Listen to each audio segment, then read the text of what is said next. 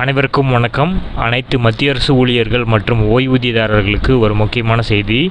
8வது ஊதிய குழு எப்போது நடைமுறைக்கு வரும் அப்படிங்கிறத நிதி செயலாளர் ஒரு குறிப்பின் மூலமாக தற்போது வெளியிட்டிருக்காரு. அது மட்டும் இல்லாமல் 44% ஊதிய உயர்வு, இது எல்லாமே இந்த வீடியோவில் பார்க்க போகிறோம். ஸோ ஸ்கிப் பண்ணாமல் கடைசி வரைக்கும் பாருங்கள். நம்ம சேனலை சப்ஸ்கிரைப் பண்ணாதவங்க பண்ணி வச்சுங்க. நம்ம சேனலில் சென்ட்ரல் மற்றும் ஸ்டேட் கவர்மெண்ட் சம்மந்தமான ஆல் அப்டேட்ஸ் போட்டுருவோம். அது மட்டும் இல்லாமல் பென்ஷன் சம்மந்தப்பட்ட முக்கியமான அப்டேட்ஸும் இருக்கும். ஸோ மறக்காமல் நம்ம சேனலை சப்ஸ்கிரைப் பண்ணிடுங்க. வாங்க வீடியோக்குள்ள போகலாம். ஃபர்ஸ்ட் ஆஃப் ஆல் பார்த்தீங்கன்னா, சமீபத்தில் தாக்கல் செய்யப்பட்ட பட்ஜெட்டில் 8வது ஊதியக்குழு பற்றிய அறிவிப்பு வெளிவரும் என மத்திய அரசு ஊழியர்களும் ஊதியதாரர்களும் ஆவலோடு காத்துட்டு இருந்தாங்க. எனினும் நிதி அமைச்சர் நிர்மலா சீதாராமன் அது தொடர்பான எந்தவித அறிவிப்பும் வெளியிடலை. ஸோ இது ஊழியர் சங்கங்களுக்கு இடையே ஒரு பெரிய ஏமாற்றத்தை அளித்தது.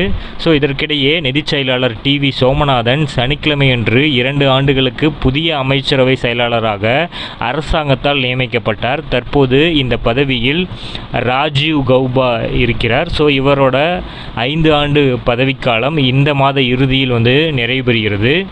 ஸோ இதனால் பார்த்திங்கன்னா டிவி சோமநாதன் அவர்கள் புதிய அமைச்சரவை செயலராக பதவியேற்பது மற்றொரு விதத்திலும் முக்கியத்துவம் பெறுகிறது. சமீபத்தில் தான், அதாவது மத்திய பட்ஜெட்டுக்கு பின் நிதித்துறை செயலாளர் டிவி சோமநாதன் ஒரு செய்தி சேனலுக்கு அளிக்கப்பட்டுள்ள பேட்டியில் 8வது ஊதியக்குழு 2026, அதாவது இன்னும் 2 ஆண்டுகளில் தான் இது வர வேண்டும், அதற்கு இன்னும் கால அவகாசம் இருக்கிறதாகவும் 8வது ஊதியக்குழு ஜனவரி 1, 2026 அன்று தான் வர வேண்டும்.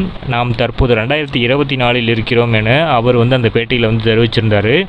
தற்போது நிதி செயலாளராக இருக்க இன்னும் சில நாட்களில் புதிய அமைச்சரவை, அதாவது புதிய அமைச்சரவை கூட்டத்தில் செயலாளராக இவர் பதவியேற்க போகிறதாகவும் சொல்லியிருக்காங்க. ஸோ அவர் 8வது ஊதியக்குழு அமலுக்கு வராது என கூறலை, அதை அமல்படுத்த கால அவகாசம் இருக்கிறது அப்படிங்கிறது தான் அந்த பேட்டியில் கூறியிருந்தார். முக்கிய பொறுப்புகளை வகிக்கும் அவர் இப்படி கூறியுள்ளது மத்திய அரசு ஊழியர்களுக்கு புதிய நம்பிக்கையை அளிக்கும் விதமாக இருக்குது. ஜூன் 2024 8வது ஊதியக்குழுவின் உருவாக்கம் தொடர்பாக 2 பிரதிநிதித்துவங்கள் பெறப்பட்டுள்ளதாக நிதித்துறை இணையமைச்சர் பங்கஜ் சௌத்ரி அவர்கள் உறுதிப்படுத்தியிருந்தார். வழக்கமாக 10 ஆண்டுகளுக்கு ஒரு முறை ஊதிய குழுக்கள் அமைக்கப்படுகின்றன. அவற்றின் பணவீக்க விகிதம் மற்றும் பிற பொருளாதார காரணிகளை கருத்தில் கொண்டு அரசாங்க ஊழியர்களின் ஒட்டுமொத்த ஊதியம் மாற்றியமைக்கப்படுகிறது. ஸோ இதற்கு முன்னர் 7வது ஊதிய குழு பிப்ரவரி 2014 அமைக்கப்பட்டு அதன் பரிந்துரைகள் ஜனவரி 1 அதாவது 2016 முதல் அமலுக்கு வந்தன. ஸோ அதன்படி இந்த ஆண்டு 8வது ஊதியக்குழு அமைக்கப்பட்டால் அதன் பரிந்துரைகள் 2026 அமலுக்கு வர ஏதுவாக இருக்கும். இதன் காரணமாகத்தான் தொடர்ந்து மத்திய அரசு ஊழியர்களும் ஓய்வூதியதாரர்களும் இதை பற்றிய மத்திய அரசிடம் கோரிக்கை விடுத்துட்டு வராங்க. 8வது ஊதியக்குழுவில் பிட்மன் ஃபேக்டரை அதிகரிப்பது குறித்து கோரிக்கைகளும் வலுத்து வருகின்றன. தற்போது மத்திய அரசு ஊழியர்கள் 2.57 மடங்கு பிட்மன் ஃபேக்டரை பெற்று வருகிறார்கள். இதை 3.68 மடங்காக உயர்த்த வேண்டும் என்று நீண்ட நாட்களாக கோரிக்கை விடுத்துட்டு வராங்க. இப்படி நடந்தால் ஊழியர்களுக்கு சுமார் 44% ஊதிய உயர்வு கிடைக்க வாய்ப்பு இருக்குது.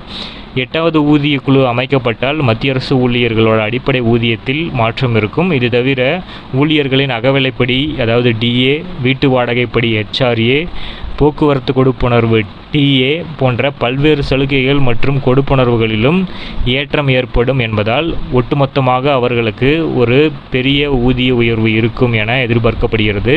ஸோ பொறுத்திருந்து பார்ப்போம். அறிவிப்புகள் வந்தவுடனே நம்ம சேனலை அப்டேட் பண்ணுவோம். ஸோ மறக்காமல் சப்ஸ்கிரைப் பண்ணி வச்சுக்கோங்க. தேங்க்யூ.